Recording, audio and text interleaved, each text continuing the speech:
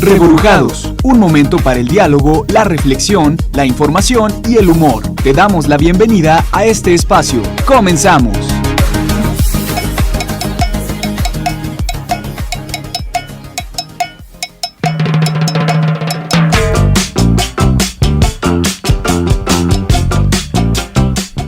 El encuadre. Sí, buenos días. Bienvenidos a este programa Reburujados. Hoy, 11 de octubre del 2025. Yo sé que ahorita todos están viendo el partido México contra Argentina. Están jugando la sub-20. A ver cómo les va. Por ahí más adelante les vamos a dar el marcador por si ustedes no están ahorita sintonizando el partido. Pero en lo que le decimos el marcador, ¿qué le parece si hablamos de filosofía? Y especialmente de un autor francés nació en Argelia llamado Albert Camus, o si usted es muy rimbombante, Camus, como se debe decir. Y le doy la bienvenida primero al profe Alberto Márquez. ¿Cómo está, profesor?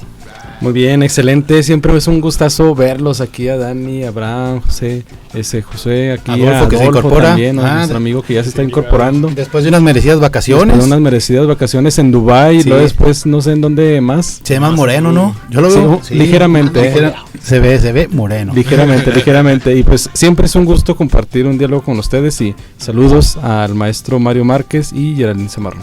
Saludos a Márquez y a Geraldine Zamarrón. Y a mi izquierda tengo al famoso Daniel Velasco. ¿Cómo estás, Daniel? Muy bien, muy a gusto de estar aquí con ustedes otra vez. Vamos a hablar de un tema bastante interesante.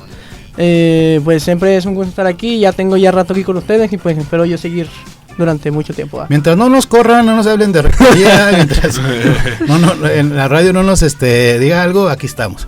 Y a mi derecha tengo al señor Josué Martínez. ¿Cómo estás, Josué? Bienvenido. Ya no repito los chistes de la semana pasada, yo soy una muy buena persona, lo prometo.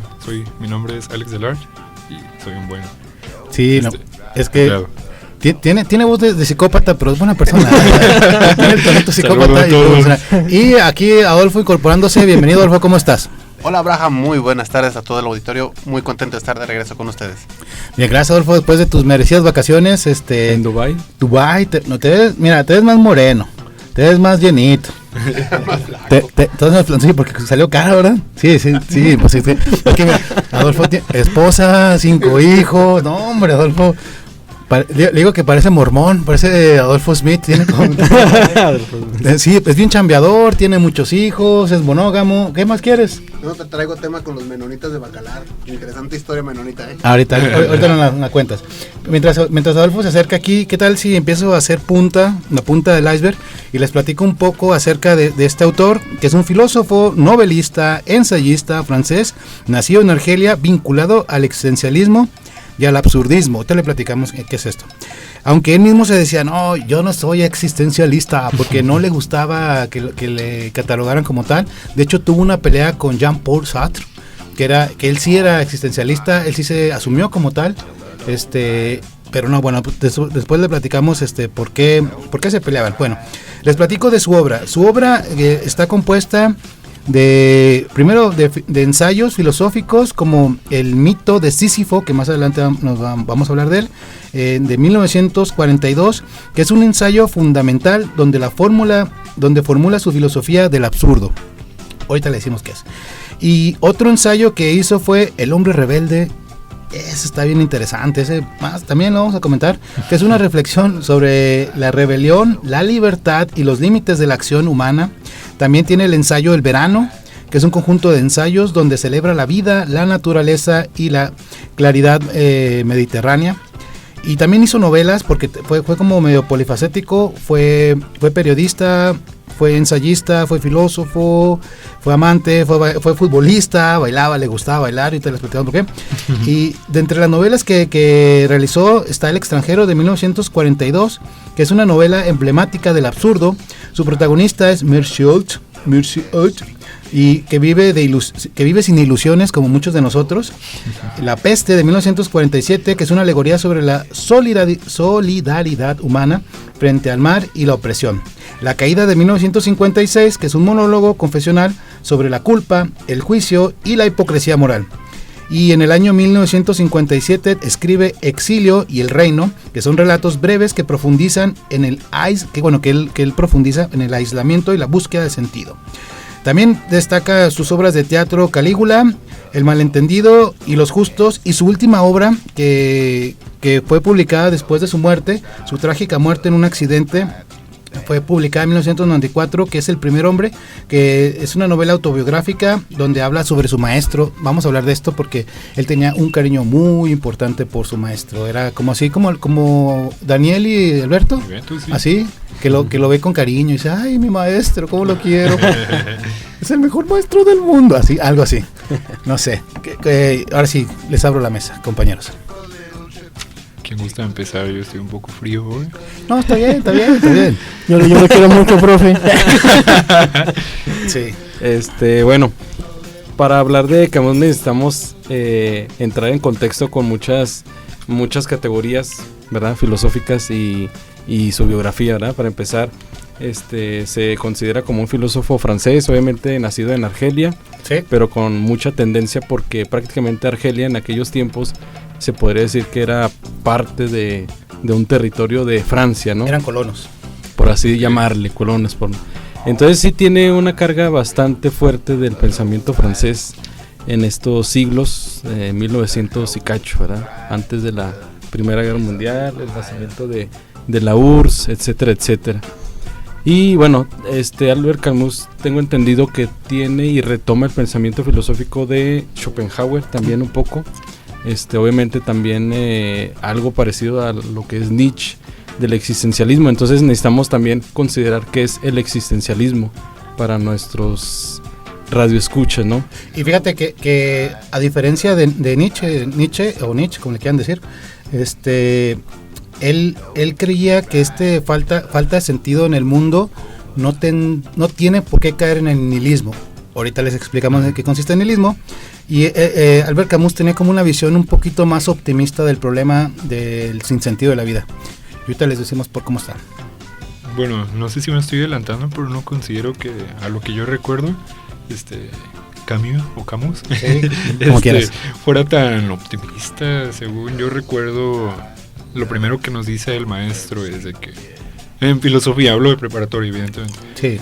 Camus no te va a ofrecer a la pregunta del por qué existo en un universo en donde nada pasa, en donde voy a ir a trabajar el resto de mi día, van a pasar los días y yo no voy a ser especial, etcétera. Lo que todos ya sabemos más o menos las preguntas que nos hemos hecho, ¿no? Sí, claro. Decía el profesor, él no te va a ofrecer una respuesta optimista a ese tipo de preguntas, te va a ofrecer una reflexión un poco más introspectiva. Sí, decía que el optimismo era la voluntad de vivir, que era un acto de rebeldía, que creo que lo vamos a tocar más adelante. Sí.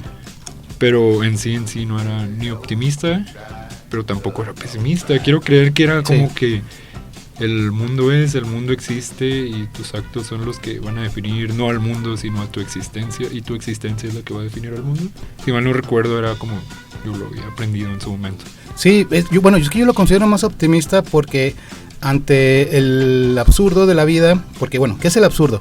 El absurdo es una tensión que existe entre el deseo de nosotros de que la vida tenga sentido y una realidad, un mundo que estamos como que es como una roca que está por el universo vagando y que el universo no le interesa nada de que el universo conspira a mi favor. No, aquí el universo no te topa, o sea, es simplemente no le interesas al universo.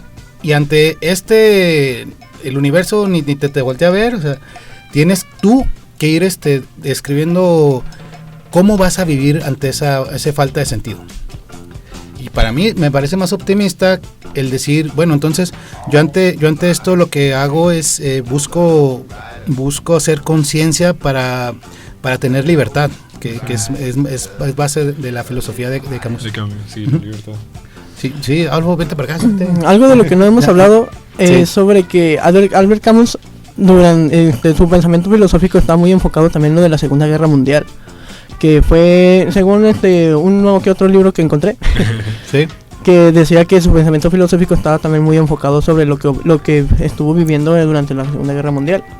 Y cómo a través de su pensamiento sobre el absurdo, que ahorita lo vamos a ver también sobre su libro del mito de Sísifo, cómo pudo haber abarcado, o cómo abarcó más bien este tipo de pensamiento para poder dar como un comentario así como muy crítico sobre que la vida no tiene sentido y que debemos de rendirnos hacia de que no existe nada, ningún tipo de propósito y nos vamos a morir sin más.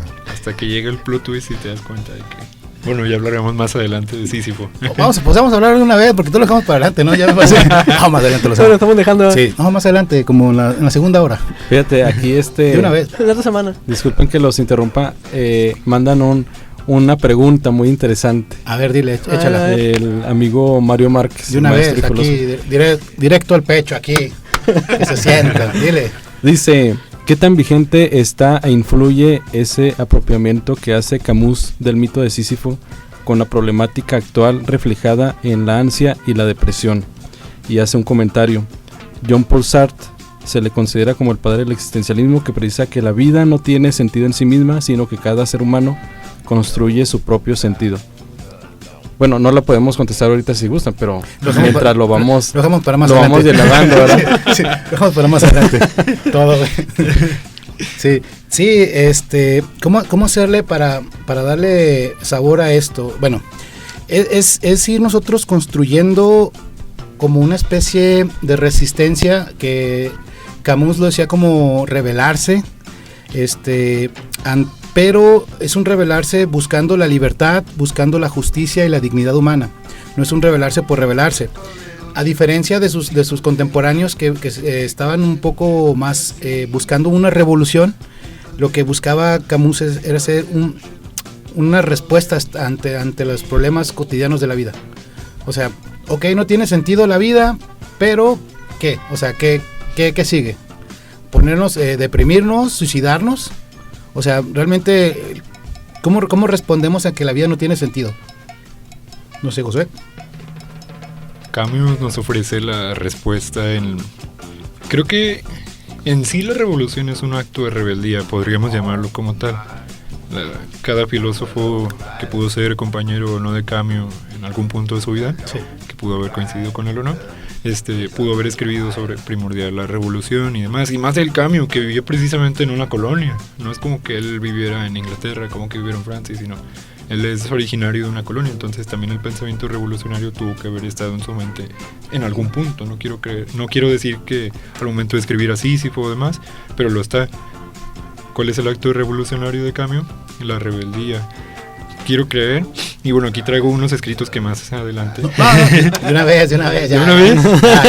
Ya no lo postergues, ya, de una vez. Es que me gustaría primero que leyéramos o diéramos un poco de contexto para la gente que no lo recuerda. Bueno, también, está bien, el mito de Sísifo. Entonces, no sé si me permitan un minuto o dos en lo que lo busco aquí y se los leo. Sí, no te preocupes. Mira, como les había comentado, esta rebeldía es una rebeldía activa y esta es una forma de buscar la trascendencia personal. Es decir, bueno, ok, este rollo no tiene sentido, realmente el universo ni nos topa, nosotros somos unos simios con razonamiento, que estamos en el universo vagando, que buscamos el sentido de las cosas, pero no necesariamente el universo debe tener sentido, ni necesariamente tiene que darnos explicaciones. Entonces, para hacer esto, digamos, más llevadero, hay que vivir de una forma auténtica, de un modo que nosotros vayamos construyendo nuestro propio sentido de vida y podamos decir que valió la pena vivir, ¿no? O sea, porque como se los comenté, muchos dirían, no, pues en ese caso, si el universo si esto no tiene sentido, pues mejor nos matamos. ¿Para qué vivimos en este mundo si este mundo te cobran impuestos, todos te vigilan, te ponen apodos, cosas así, ¿no? Los apodos no está mal, a mí me gustaría que me dijeran Tom Cruise, la verdad. No creo. No parezco, pero bueno. Pero bueno, yo te puedo decir Tom Cruise si quieres. Bueno. Señor Tom Cruise. Gracias. De nada.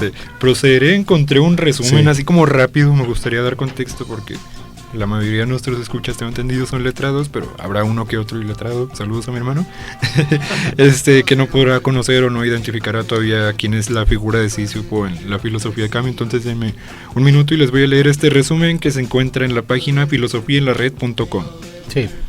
Bien, citando fuentes. Bien. Como debe ser, evidentemente. Sí. En APA, por favor. No. ¿En ¿2000 qué? @ChatGPT me haces una citación en APA. Bueno, procedo. Sí. Albert Camus utiliza la figura mitológica de Sísifo, un personaje de la mitología griega condenado a empujar eternamente una roca cuesta arriba, solo para verla caer de nuevo al llegar a la cima, como una metáfora de la lucha humana por encontrar un propósito y un sentido en la vida a pesar de su aparente futilidad. La obra explora la noción del absurdo como resultado de la contradicción entre la búsqueda innata del ser humano por encontrar un significado y la naturaleza aparente sin sentido del universo. En la primera parte, un absurdo razonamiento, el autor analiza la relación entre el absurdo y el suicidio. Argumenta que el reconocimiento de la condición absurda de la vida no debe llevar al suicidio, sino a la afirmación de la vida y a la revuelta contra el absurdo. En la segunda parte, la libertad absurda, explora la importancia de la libertad y la rebelión en la vida humana, así como el papel que desempeña la conciencia en la experiencia del absurdo. En la tercera parte, la creación absurda, se examina la relación entre el arte y el absurdo. Camus sostiene que la creación artística es una forma de enfrentar y desafiar el absurdo, y que el arte puede dar un sentido a la vida a través de la belleza y la imaginación. Finalmente, en el mito de Sísifo, el autor retoma la historia de Sísifo para ilustrar cómo la aceptación del absurdo y el compromiso con la lucha y la rebelión pueden llevar a la felicidad y al sentido. Hay que imaginar a Sísifo feliz. Es correcto. Y ahorita que comentaste eso, les quiero lanzar una pregunta aquí al aire. Si también nuestro famoso radioescucha y querido Emanuel nos quiere responder. Yo les pregunto, y te pregunto, Adolfo, ¿cómo vivir sabiendo que la vida carece de un sentido trascendente? ¿Cuál sería tu propuesta, Daniel? ¿Cuál sería tu propuesta, Josué? ¿Cuál sería tu propuesta, Alberto, Adolfo, Emanuel, que nos está escuchando? Y María, el profe Mario también. Mario, para el profe Mario y nuestros radioescuchas que van en transporte o no sé dónde nos escuchan. Pues yo una vez en una película escuché que la vida no tiene sentido. Sí. Yo en una película escuché que la vida no tiene sentido, que nosotros le damos ese sentido. Que a través de nuestras propias convicciones, de nuestras convicciones, con nuestros propósitos, con nuestras metas, o incluso hasta de nuestro propio pensamiento, incluso hasta puede ser hedonista, cómo nosotros a través de nuestra vida diaria o vida cotidiana le damos un sentido a lo que estamos haciendo. Porque también en otra película que realmente no me acuerdo cómo citarla, porque no me acuerdo decía también que la vida no tiene sentido porque si lo tuviera, duraría para siempre. Pero ¿cómo respondemos realmente? Yo no sé si a ustedes les ha pasado esto de que bueno, en mi caso, cuando me gradué de la licenciatura hace muchos años, yo pensaba que iba a pasar como algo mágico y de repente iba a llover dinero, no sé, pero vas logrando las cosas en la vida y se siente bien, pero como que todavía falta algo más. Igual la gente que no sé, que en su trabajo que consigue cosas, se siente chido, pero como que siempre hay algo más.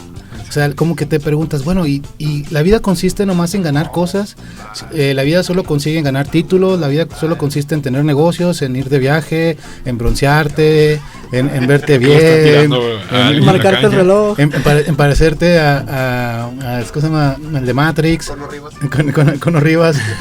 Eso es la vida, es el sentido de la vida.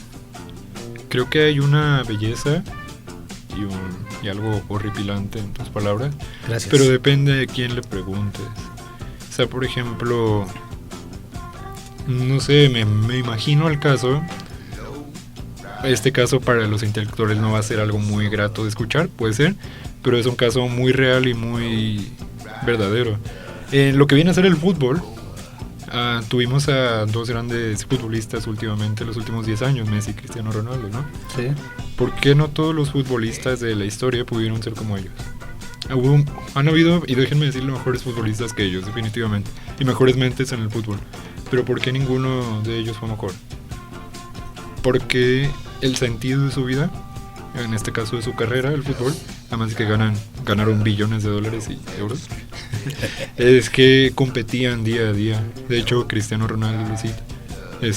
Yo al competir con este monstruo, con este animal que conozco, que tengo aquí enfrente, me ha hecho mejor deportista a mí, me ha motivado a no satisfacerme, sino a seguir buscando más, a pesar de que ya lo tienes todo, grabaste tu nombre en la historia, sigues queriendo más por el simple hecho de que estás compitiendo con alguien, de que tienes a alguien a tu derecha y estás diciendo, soy mejor. Si le preguntas al Josué de 16 años, ¿cuál es tu sentido en la vida? Te va a decir que no tiene ninguno. Te va a decir, a mí me quedan 9 meses de vida, yo ya no tengo sentido. Sí. O sea, no voy a hacer nada, me lo voy a pasar de borracho porque de todo me voy a morir, que me da igual. Es el literal, por ejemplo, fue lo que me pasó a mí. Pero es muy distinto preguntarle el sentido de la vida a Beto. Si le preguntamos ahorita, Beto, ¿cuál es tu sentido de la vida? Y él te va a decir, pues yo quiero mucho a mis alumnos, yo qué sé, me gusta salir de parranda los viernes, está muy chido el billar, en la tarde llego a la botana, etcétera. Cada uno construye el sentido de su vida a través de la respuesta que tiene a lo que estamos definiendo el día de hoy como el absurdo. Pero no sé, me suena que Beto tiene alguna pregunta de algún radioescucha pendiente por resolver. Sí, bueno, aquí gracias por la aportación, José.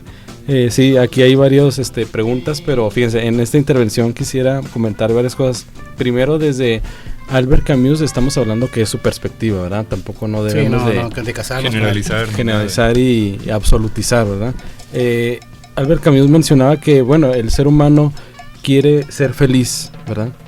Pero en este mundo irracional, entonces, por eso se cae en el absurdo y aparentemente no tendría sentido la vida.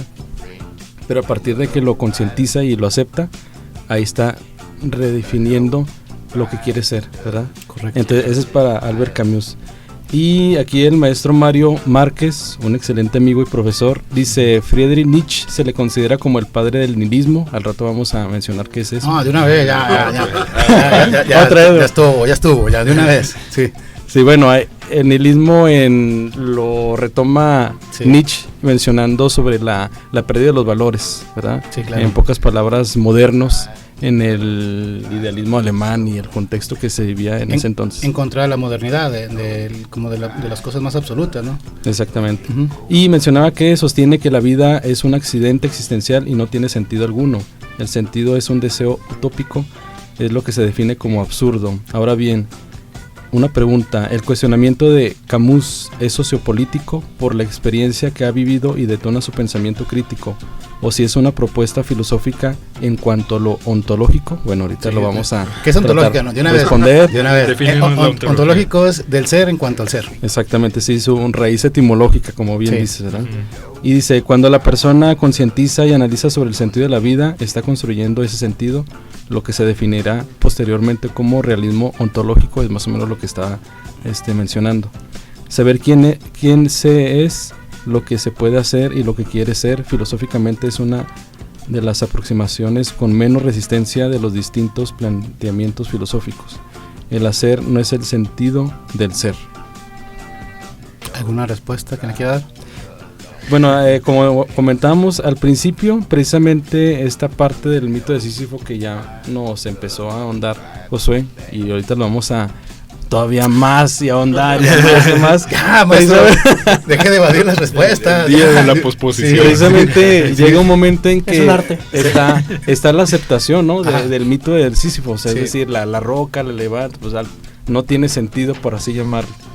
Pero sí. Nomás un paréntesis. Estas ideas son desde una postura atea, porque si alguien es creyente, normalmente las religiones te dan el sentido de la vida, te la explican, te la revelan, tienen el todo, o sea, ya incluso como sí, tiene el manual de. Incluso hay mucha gente religiosa que encuentra crisis dentro de su misma fe. No sé quiénes hayan visto Conclave, por ejemplo. Esa es una pequeña crisis filosófica que tuvo el cardenal en esa película, que le puede estar pasando a cualquiera. Yo que sé, si tu abuelita fue religiosa toda la vida, probablemente le vas a preguntar si alguna vez dudó de su fe, pero te va a decir que no. Pero incluso alguna vez quiero creer que han llegado a dudar de su fe, y si no, pues mis respetos por la resiliencia, evidentemente. Pero es incluso dentro de cuando ya tienes todas las respuestas, es incluso ahí difícil. Sí, exactamente, y ahí eso es parte del existencialismo religioso. También existe uno que es el de Gabriel Marcel. Gabriel Marcel. No, Marcel. No, Marcel no. El Søren Kierkegaard, Karl Jaspers. Sí, exactamente. O sea, eso es una rama del existencialismo, ¿verdad? Sí. Y respondiendo nuevamente a la pregunta del maestro, sí, precisamente, o sea, la actual, todo lo que causa ansia y depresión del ser humano, o que nos causa, aparentemente le damos la ausencia de sentido, ¿no? Nos desplomamos, pero al fin de cuentas viene esta parte un poco de la aceptación, de la resiliencia, etcétera, que podemos llevar después de un cambio drástico prácticamente. A veces nos cae el 20, por así llamarle, o el insight, dirían los psicólogos, ¿verdad? Y la otra pregunta sobre que si el pensamiento de Albert Camus es parte de un contexto sociopolítico o su filosofía en cuanto a lo ontológico. Bueno, ahí yo, en mi perspectiva, precisamente así concuerdo con Abraham, de los dos. Se estaba viviendo, como estamos hablando, en Argelia, que era una colonia, un territorio parte de Francia. Sí. Entonces sí había esta parte de la rebeldía en cuanto al pensamiento. Al final de cuentas es muy difícil a cualquier autor, inclusive a Tolkien lo marcó. O sea, si podemos leer El Señor de los Anillos o El Hobbit y notar sencillamente que Tolkien lo marcó el haber vivido la Primera Guerra Mundial y que su mejor amigo se haya muerto en tal guerra, podemos notarlo incluso más en las cuestiones filosóficas, que el contexto, en cierto punto, en algunos mayor, en algunos menor, moldea el pensamiento que tienes y tus posturas al momento de llevarlos a cabo. Es que después, yo creo que después de ver cómo gente asesina gente, o sea, ver cómo países se derriban de un momento a otro, yo creo que sí te marca. Yo creo que cuando empiezas a ver la crueldad, la maldad humana al rostro, yo creo que a cualquiera nos marca. Y todos los filósofos que hemos estado viendo en estos últimos meses, que son del siglo XX, del XIX al XX, más o menos, les tocó esta época y todos están marcados por la Gran Guerra. La Gran Guerra marcó la sociedad europea, yo creo, para la eternidad, espero. Más o menos la introducción que nos diste cuando comenzamos a hablar de existencialismo, que es como que se acaba, dos grandes guerras en un corto periodo de tiempo realmente, y la pregunta que tienen que resolver ahora ellos es como, ¿qué es de mí? ¿Va a detonar otra guerra? ¿Voy a ser forzado? Sí, precisamente está antes del existencialismo, el esencialismo, ¿no? Con esta parte de Platón, incluso de René Descartes, que mencionaba pienso, luego existo, y con el existencialismo decía, bueno, la existencia precede a la esencia, primero existir, y precisamente con el contexto de la Primera, Segunda Guerra Mundial entra otra corriente que se llama el personalismo, sí, ¿no? Que aquí está Manuel Levinas, judío, prácticamente del término de alteridad, decía él, ¿no? Y pues, toda esta situación que está medio compleja. Sí, yo creo que se siente el sello, ¿no? Se siente el sello de la crisis, de las grandes preguntas existenciales, ¿no? O sea, que ojo, que no se nos confunda en tanto de la respuesta, al menos en mi opinión no es un ejercicio filosófico basado desde el privilegio, como podría ser como ya tengo la vida resuelta, voy a ponerme a pensar en qué, sino que puede ser eso y además estar moldeado por el contexto en el que vives. Sí, claro. Y fíjate, Camus, como dice su biografía, de niño fue pobre. Ya grande ya no, ya le gustaba la buena vida, o sea, ya sí. Andaba en carro, fue deportista, hablando de fútbol, jugó fútbol y él dice que todo lo que sabe de moral y de valores, creo, lo aprendió al fútbol. Sí, mucha gente, yo aprendí bastante filosofía para hacer fútbol, mucha gente. Marcelo Bielsa, con sus comentarios. Uh-huh. Sí, sigo sin concluir ideas. Es que siempre, en los redes me estaba viendo en... Murió en la miseria. Murió en la miseria. Y bueno, no sé si Josué nos quieras contestar esta pregunta, ¿cómo vivir sabiendo que la vida carece de sentido trascendente? ¿Cómo Josué puede vivir? Josué, yo sé que tú eres muy creyente, pero no voy a responder a esa afirmación. ¿En la Jura Mazda o en qué? No, en Pokémon. Él tiene su religión Pokémon. Él es un shiny. Donde Pikachu es una nata. Me gustaría ser creyente, pero tengo muchas dudas. Espero responderlas antes de morir. Pero bueno, vamos a seguir con... ¿Tú cómo le haces para darle sentido a la vida desde que las cosas no están dadas o no hay una voluntad externa que te está guiando o te está controlando? De hecho, voy a leerles algo que escribí con 16 años. Por favor. Cuando sabía pensar. No, no ahorita que se me pudrió el cerebro con tanto de reels de Instagram. Antes de las hormonas. Sí. Bueno, les voy a leer y esta más o menos una respuesta que tuve hace casi 10 años ya, 8, 9, no me acuerdo. Y bueno, aquí va. Antes de encontrar lo absurdo, el hombre cotidiano vive con finalidades, con un afán de porvenir o de justificación, no importa con respecto a quién o qué. Evalúa sus probabilidades, cuenta con el porvenir, con el retiro o el trabajo de sus hijos, Cree todavía que se puede dirigir algo en su vida, en verdad, obra como si fuese libre, aunque todos los hechos se encarguen de contradecir esa libertad. Pero pues, de lo absurdo todo se desquicia, esa idea de que existo, mi manera de obrar como si todo tuviera un sentido, incluso si llegado el caso dijese que nada lo tiene. Todo esto se haya desmentido de una manera vertiginosa por la absurdidad de una muerte posible. Pensar en el mañana, fijarse una finalidad, tener preferencias, todo ello supone la creencia en la libertad, aunque a veces se asegure que no se la siente. Pero, en ese momento, sé muy bien que no existe esa libertad superior, esa libertad de ser que es única, que puede fundamentar una verdad. La muerte aparece como la única realidad. Después de ella ya no hay nada que hacer. Ya no tengo la libertad de perpetuarme, sino que soy un esclavo. Y sobre todo, un esclavo sin esperanza de revolución eterna, sin que pueda recurrir al desprecio. ¿Y quién puede seguir siendo esclavo sin revolución y sin desprecio? ¿Qué libertad en su pleno sentido puede existir sin la seguridad de una eternidad? Muy bien, y hasta lo declamó, porque hacía las manillas, sí. Recordé viejos tiempos. Sí. Querida patria, querido México. No, muy profundo, la verdad, Josué. ¿Tenías 16 años? Sí, bueno, me ayudó un poquito mi maestro de filosofía. ¿Y qué te pasó? O sea, estabas muy chido, estabas muy claro. Leía diario, no leía como fantasía, sino filosofía, cosas pesadas, ética. Y ahorita... A mí me la llegada de Pokémon. ¿Sí? ¿Eras el niño raro de la escuela? Más o menos. Que así con tus libros y, estoy aquí leyendo Schopenhauer. No, tampoco tanto, pero sí era raro. Okay, Dostoyevsky. Sí. No me molesten, aquí estoy leyendo Dostoyevsky. Dostoyevsky. Otra vez que me estaba escuchando en el audio, mi pronunciación no es muy buena, la verdad, pero bueno, necesito corregir estos detalles. Sí, bueno, ya cambiando un poco el tema, no sé, Alberto, ¿cuál es tu respuesta ante esta carencia, Alberto? ¿Tú qué opinas? ¿Carencia de sentido? Sí, pero trascendente, no así cualquiera, trascendente. Sí, es que bueno, en una ocasión habíamos tocado el tema del sentido de la vida, no recuerdo, y había mencionado que el sentido de la vida no es un recetario, es decir, no existe como tal una regla que hay que hacer o que se debe de hacer, ¿no? Aquí es personalmente. Entonces, por ejemplo, gente que dice, bueno, es que mi vida no tiene sentido. Con el hecho de decir que no tiene sentido tu vida, ya estás eligiendo que no quieres tener sentido. Entonces, ahí ya hay una... Ahí el tonto es uno. Bueno, pues tú porque no tiene sentido. Al fin de cuentas estás eligiendo. Tenerlo, pero no quieres. Al fin de cuentas estás eligiendo, ¿no?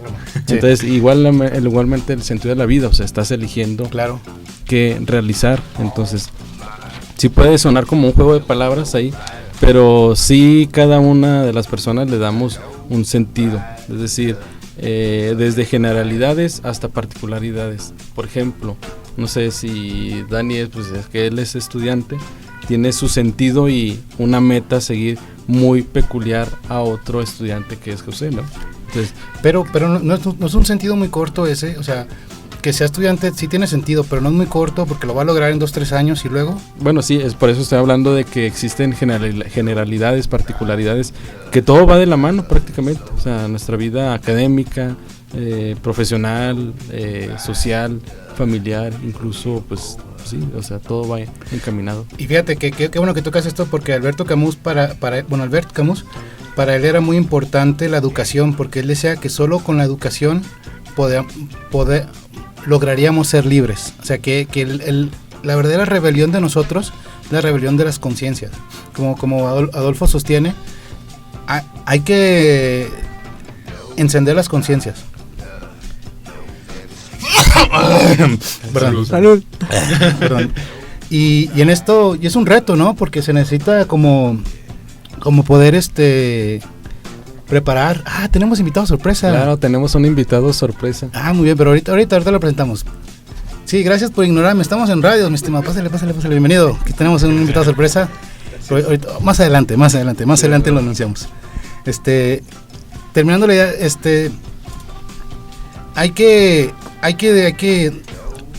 yo lo veo como si fuéramos nuestros propios guionistas, ¿no? Nosotros vamos construyendo nuestro guión de vida y yo, en función de lo que yo escribo de mi vida, digo, bueno, yo soy Abraham y por el día de hoy soy locutor, aunque nadie nos oiga, pero el día de hoy somos... Sí, nos escuchan. ¿Sí? De 14 radioescuchas ya subimos a 20. Gracias a Dios. Gracias a Dios. De uno ya somos 3. Bien. Y bueno, pues vamos a darle la bienvenida aquí a nuestro invitado sorpresa, Emanuel Cortés. Muchas gracias. ¿Cómo estás, Emanuel? Muy bien, qué gusto saludarles y estar aquí. Siempre un gusto escucharlos.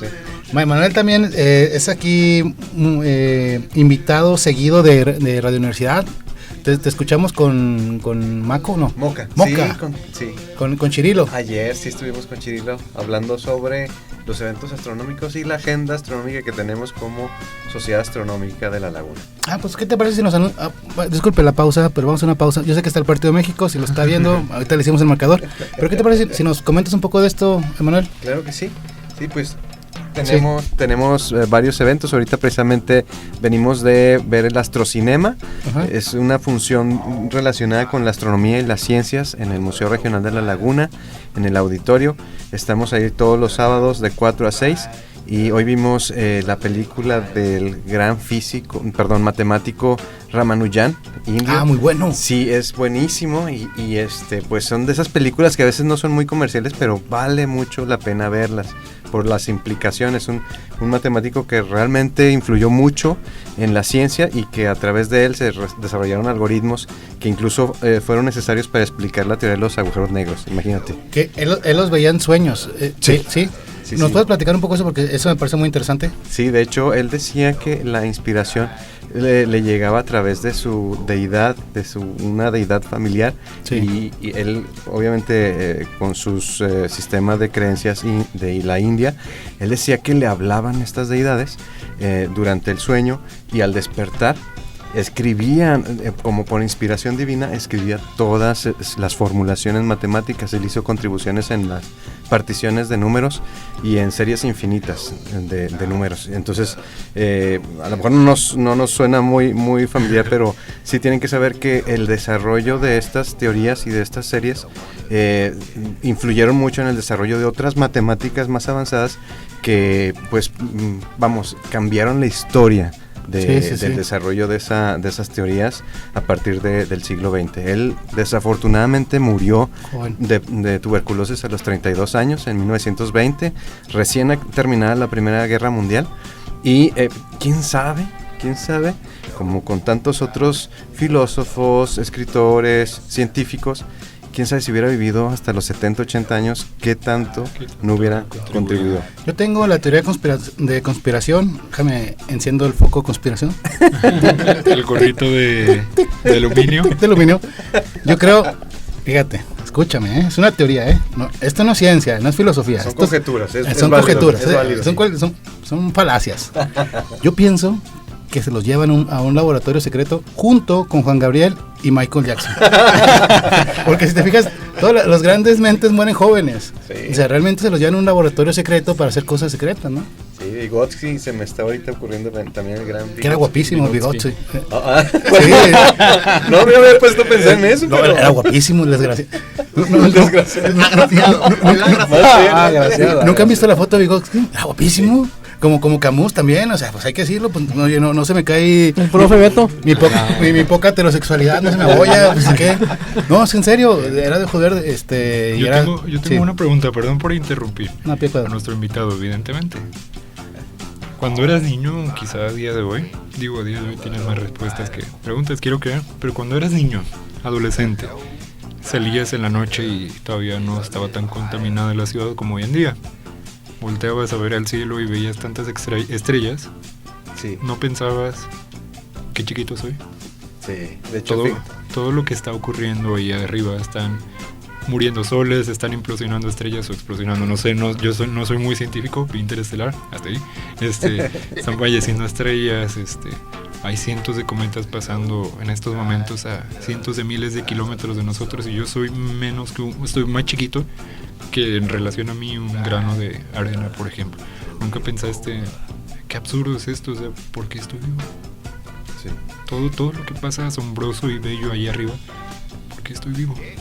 De hecho, fíjense que para mí la astronomía, el acercarse al cielo y a la infinitud ahorita que hablábamos de series infinitas, al infinito del universo, creo que nos da una lección de humildad frente a, pues tal vez que somos una pequeña granito de arena en el océano cósmico, en las playas del océano cósmico, y al mismo tiempo, o sea, como decía el maestro Carl Sagan, como el universo nos hizo a través de procesos evolutivos muy complejos y muy tardados, pero llegamos hasta aquí, nos hizo seres humanos para hacernos conscientes del universo, para contemplar el universo, la obra de tal vez de un creador, no sé, o de los procesos del universo, pero es increíble, es una gran lección de humildad para mí. Yo antes eso te caso una pregunta. ¿Cómo vivir sabiendo que la vida carece de un sentido trascendente? Le he preguntado como 15 veces en el programa. 16.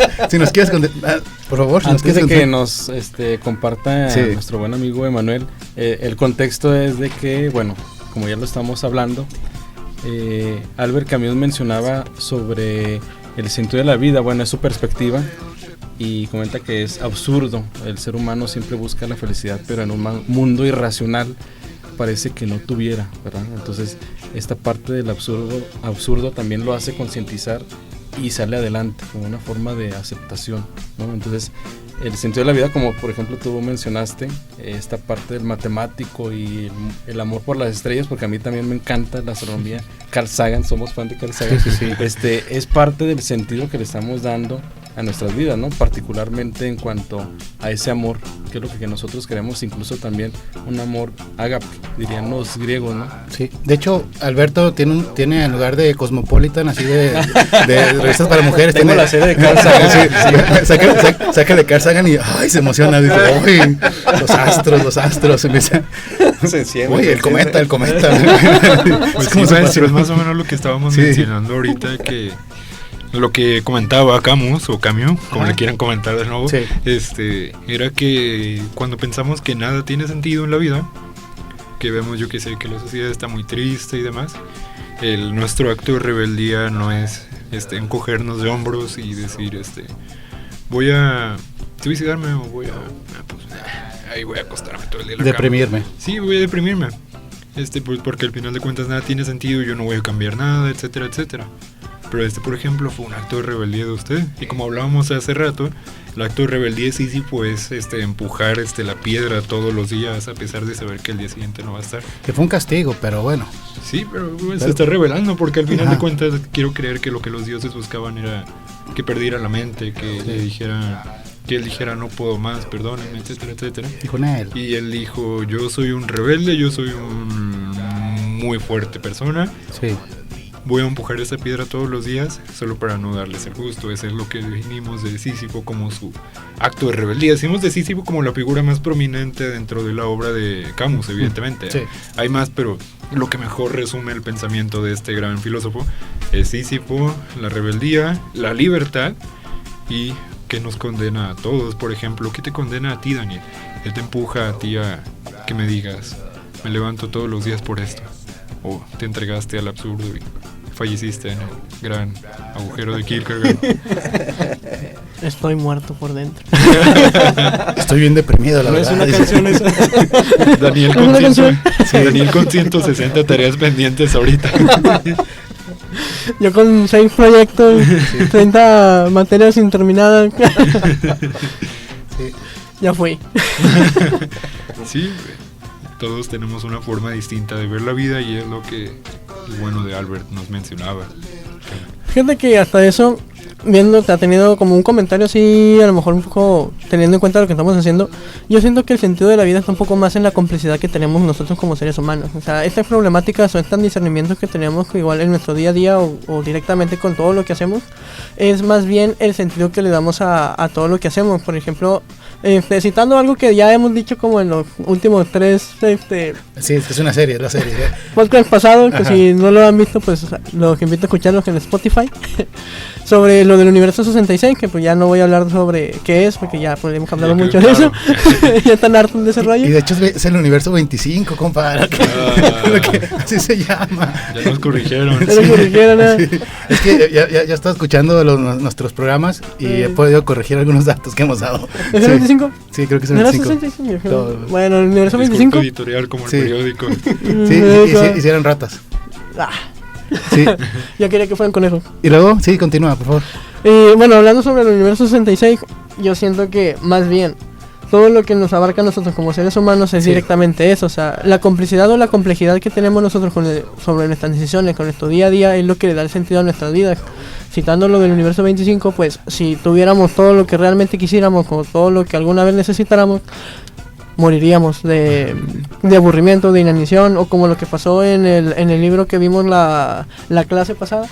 La vez pasada por una clase para mí, no sé para los demás. La clase sobre de Fyodor Dostoyevsky, sobre lo de Crimen y Castigo, sobre cómo el propio protagonista, teniéndolo ya todo o cubriendo todas las necesidades con la pirámide de Maslow, lo llevó a tal aburrimiento o a tal necesidad de incluso llegar a cometer un asesinato, ¿sabes? O sea, cómo a través de nuestra propia complejidad o nuestra falta de propósito nos puede llegar a hacer o nos puede llegar a dar una respuesta completamente dicotómica a la otra. O sea, si no tuviéramos nada y tuviéramos que luchar por eso, ese sería un sentido complejo, pero pues al final de cuentas pues es real, pues al final nuestra contexto social pues así lo dicta.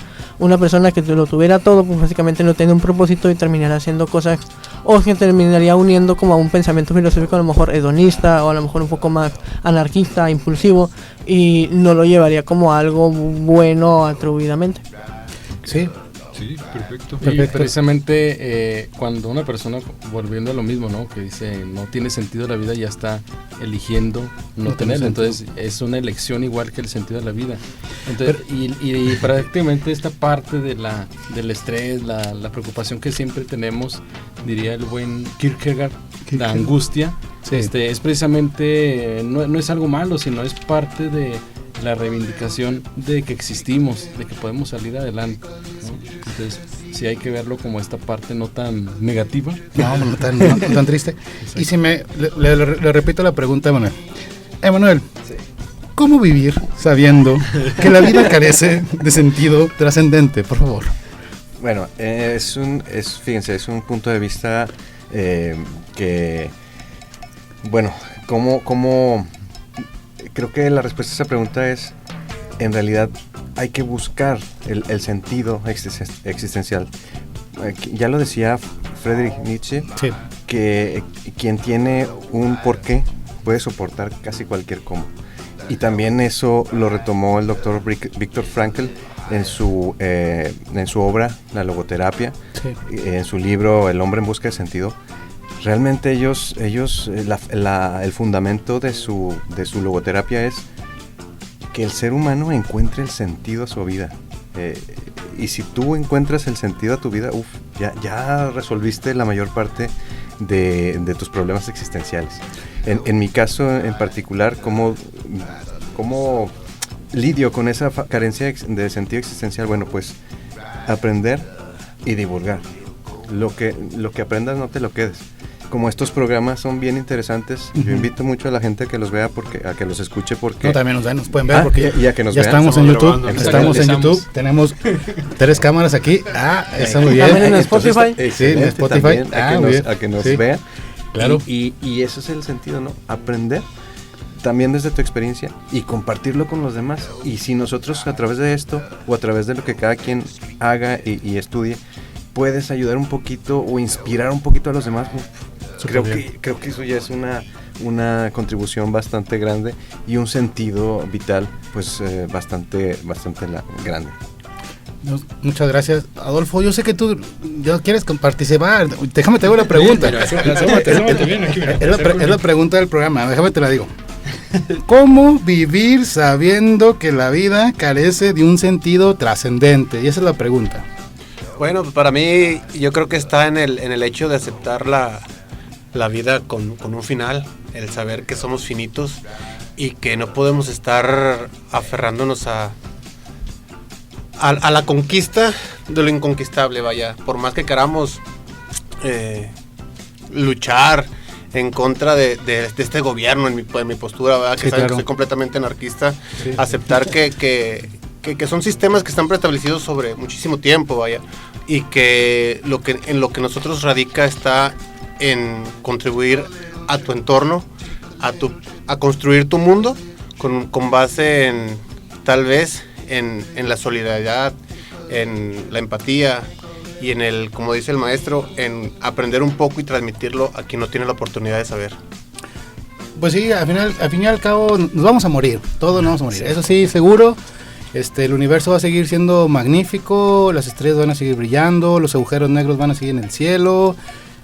Hasta que nos consuman a todos. Hasta que nos consuman a todos, y al final esto que fue tan bello, que es el universo, se va a extinguir en algún momento de la historia. Un agujero negro, no nos dejarás mentir, Manuel, un agujero negro al final se nos va a llevar. Fíjense, hay muchas teorías interesantes. Una de las más recientes, dadas por las observaciones del telescopio espacial James Webb, que está descubriendo galaxias tan tempranas como 300 millones de años después del Big Bang. No se explica cómo es que una galaxia se pudo formar tan pronto en el universo. Entonces ya empieza a haber teorías de que tal vez, y solo tal vez, estamos viviendo ya dentro de un agujero negro. Entonces, por esa super proximidad con objetos tan lejanos y tan cercanos al Big Bang, que ya se formaron. Entonces a lo mejor ya fuimos engullidos por un agujero negro y no nos hemos dado cuenta. Son teorías, ahí para que... No, poquito conspiración. Lo enciendo. Yo quisiera hacer una pregunta desde mi inexperiencia, desde mi ignorancia. Vaya la bueno, eso. Se me fue. Bueno, ¿cuál es la diferencia, por ejemplo, entre un agujero negro y una estrella de neutrones? Bueno, son diferentes etapas de diferentes finales de estrellas, dependiendo de su masa. Las que son muy masivas colapsan sobre sí mismo, se concentra muchísima masa en un solo punto y causan una ruptura del tejido espacio-temporal, generando un agujero negro. Usualmente son estrellas supermasivas. Por otro lado, las estrellas de neutrones son estrellas que colapsaron, que murieron, pero no son tan masivas, y entonces también forman estos cuerpos súper densos, súper extraños, pero no alcanzan a formar un agujero negro. Por decirte un ejemplo, una estrella de neutrones típica pues podría tener el tamaño de la Tierra, y un gramo, una pequeña cucharadita de materia de esa estrella de neutrones pesaría tanto como el Empire State, un edificio de más de 140 metros. Entonces son objetos muy extraños, y que apenas también estamos tratando de describirlos y de entenderlos, pero sí, esas son las diferencias, ¿verdad? Son diferentes finales de estrellas dependiendo de su masa, pero que sí colapsan de manera diferente. Oye, bueno, Emanuel, aprovechando tu visita, por ahí me enteré que próximamente se abre un espacio para el Observatorio Astronómico de la Laguna, aquí, ojalá que en Radio Universidad. Así es, ¿sí? Ojalá que se nos dé esa oportunidad. ¿Y nos vas a invitar, hermano? Pues ustedes son invitados, van a ser invitados todo el tiempo. Se me hace que nos vas a robar, Alberto. No. A mí también. Fíjate. Lo vamos a compartir. Fíjate, Alberto. Le dije un horario, le dije, no, a tal hora. No puedo. Pero si va a ser el astronómico, va a ser hasta lo imposible por ir. Lo conozco, mira. Ya no lo va a robar. No, al contrario, nos vamos a quedar después para venir al programa. No, pues no va a querer, ya lo conozco. Sean felices. Al cabo, mira, aquí somos, todavía quedamos 4, no hay problema. Y de rato todos en el astronómico. Sí, yo aquí solo. Sí, como dijera Camus, así yo solillo, leyendo tembloroso. Si me permites, Abraham, para comenzar a cerrar, me gustaría leer un texto de una reflexión sobre Sísifo, pero esta vez no es mía. Sí. Esta vez la hizo, también les comentaba hace rato, estas son una reflexión mía y una de mi maestro cuando tenía 16 años en la preparatoria. Entonces ya hablamos más o menos de Sísifo y me gustaría destacar una reflexión de él. Un saludo al maestro Aram Guerrero, espero algún día me pueda escuchar. Llegué lejos, profe, más de lo que esperábamos. Y bueno, aquí vamos. Si este mito es trágico, lo es porque su protagonista tiene conciencia. ¿En qué consistiría, en efecto, su castigo si a cada paso le sostuviera la esperanza de conseguir su propósito? El obrero actual trabaja durante todos los días de su vida las mismas tareas, y ese destino no es menos absurdo. Pero no es trágico sino en los raros momentos en que se hace consciente. Sísifo, proletario de dioses, impotente y rebelde, conoce toda magnitud de su miserable condición. En ella piensa durante su descenso. La clarividencia que debía constituir su tormento consuma al mismo tiempo su victoria. No hay destino que no se venza con el desprecio. Por lo tanto, si el descenso se hace algunos días con dolor, puede hacerse también con alegría. Esta palabra no está de más. Sigo imaginándome a Sísifo volviendo hacia su roca, y el dolor estaba al comienzo. Cuando las imágenes de la tierra se aferran demasiado fuertemente al recuerdo, cuando el llamamiento de la felicidad se hace demasiado apremiante, sucede que la tristeza surge en el corazón del hombre. Es la victoria de la roca misma. La inmensa angustia es demasiado pesada para poder sobrellevarla. Son nuestras noches de Getsamani, pero las verdades aplastantes parecen ser reconocidas. Así, Edipo obedece primeramente al destino sin saberlo, pero su tragedia comienza en el momento en el que sabe. Pero en el mismo instante, ciego y desesperado, reconoce que el único vínculo que le une al mundo es la mano fresca de una muchacha. Entonces resuena una frase desmesurada. A pesar de tantas pruebas, mi avanzada edad y la grandeza de mi alma me hacen juzgar que todo está bien. El Edipo de Sófocles, como el Kirillov de Dostoyevsky, da así la fórmula de la victoria absurda. La sabiduría antigua coincide con el heroísmo moderno.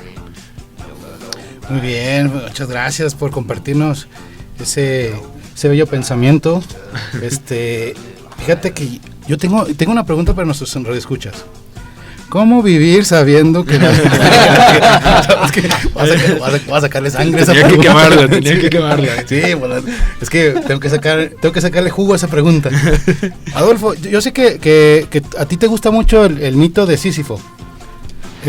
Nos gustaría compartirnos un poco cuál es tu sabor, tu sentir sobre esta explicación que nos da Albert Camus sobre el sentido y sin sentido de la vida.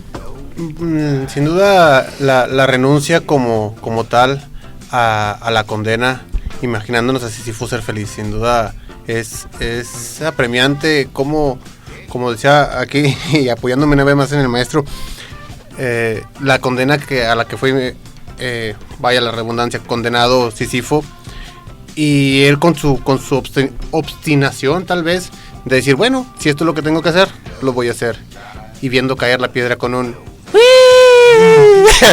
hasta son un efecto, es un efecto que la piedra cae. Ajá. Exactamente, en el momento de la renuncia, a lo mejor el esfuerzo conlleva subirla, y tal vez es las penas o las luchas que todos llevamos en algún momento de la vida, pero hay que disfrutar la caída y la renuncia al aceptar que no es más que un absurdo. Daniel, remata, conclusión, quiero que tú nos des la conclusión del programa. ¿Con qué nos vamos? Hoy nos vamos con el propio pensamiento de que la vida no tiene sentido, todos nos vamos a morir. Feliz día. Feliz día a todos, se van a morir. No estuvo tan crudo como el de Dostoyevsky. Debemos encontrar la forma en la que nosotros como seres, como entes, como humanos, debemos encontrar nuestro propio sentido de la vida a través de nuestras propias acciones y pensamientos como nuestras metas y nuestro propio progreso.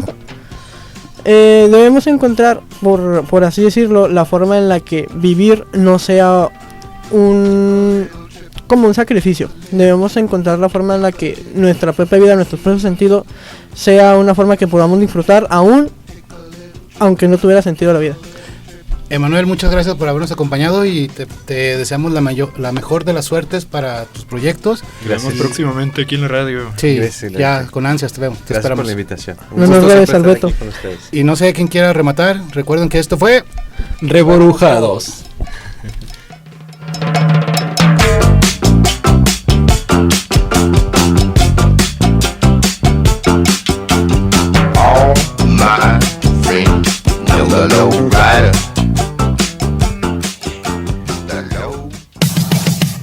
Reborujados, un momento para el diálogo, la reflexión, la información y el humor. Nos despedimos, pero te esperamos en la próxima emisión de Reborujados.